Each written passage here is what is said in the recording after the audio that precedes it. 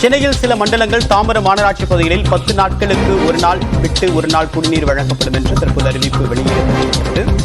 சென்னையில் சில இடங்களில் தண்ணீர் பற்றாக்குறை ஏற்படுவதாக மக்கள் குற்றம் சாட்டி வந்த நிலையில் தண்ணீர் ஒரு பக்கம் பருவமழையின் காரணமாக நீர்நிலைகளில் தண்ணீர் குறைந்து காணப்படுகிறது. இந்த நிலையில் தண்ணீர் விநியோகம் தொடர்பாக சில முக்கிய அறிவிப்பை சென்னை மாநகராட்சி வெளியிட்டிருக்கிறது. இதில் சென்னையில் சில மண்டலங்கள், சென்னையில் இருக்கக்கூடிய 10 மண்டலங்களில் எந்த மண்டலங்கள் என்று குறிப்பிட்டு இன்னும் தெளிவிக்கப்படவில்லை. அதே நேரத்தில் தாம்பரம் மாநகராட்சிக்குட்பட்ட பகுதிகளில் 10 நாட்களுக்கு ஒரு நாள் விட்டு ஒரு நாள் குடிநீர் வழங்கப்படும் என்று அறிவிப்பு வெளியாகியிருக்கிறது. இதனால் திங்கட்கிழமை தண்ணீர் வந்தால் செவ்வாய்க்கிழமை வராது, புதன்கிழமை மீண்டும் தண்ணீர் விடப்படும். அதன் அடிப்படையில் 10 நாட்களுக்கு இதே போன்ற ஒரு அணுகுமுறை கையாள இருப்பதாக மாநகராட்சி தரப்பில் தெரிவிக்கப்பட்டிருக்கிறது.